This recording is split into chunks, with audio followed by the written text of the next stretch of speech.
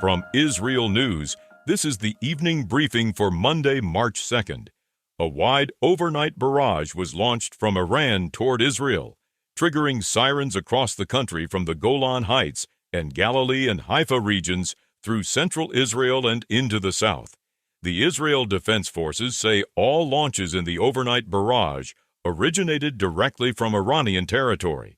Interceptors were deployed, and as of the latest update, no fatalities have been reported. One person was moderately wounded in Beersheba, and 14 others sustained light injuries.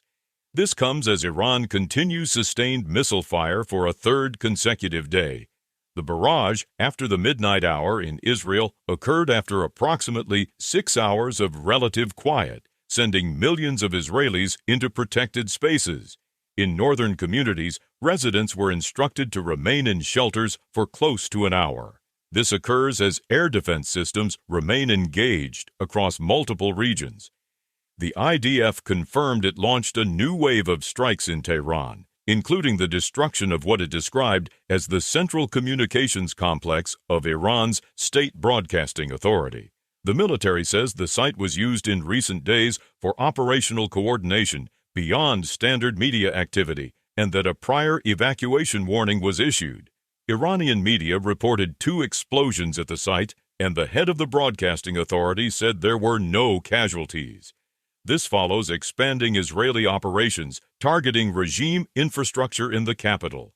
The IDF also announced it has begun targeting Hezbollah command centers and weapons depots in Beirut's Dahiyeh district under a previously prepared operational plan.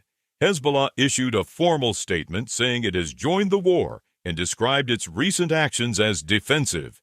This occurs as Hezbollah shifts from prior signaling to declared participation.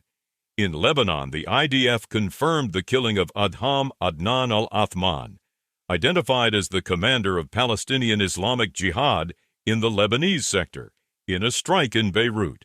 The military said the operation was aimed at disrupting planned attacks against Israel. This comes amid widening cross-border activity. Israeli officials assess that approximately 2 more weeks may be required to complete current operational objectives. The IDF says a nuclear facility in Iran was struck during ongoing operations.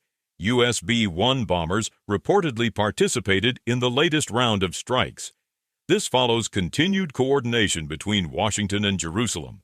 The U.S. government has urged American citizens in multiple Middle Eastern countries to depart using commercial means due to what it described as significant security threats. The advisory applies to Bahrain, Kuwait, Egypt, Lebanon, Iran, Oman, Iraq, Qatar, Israel and the West Bank, Saudi Arabia, Syria, the United Arab Emirates, Jordan, and Yemen. This occurs amid escalating regional instability.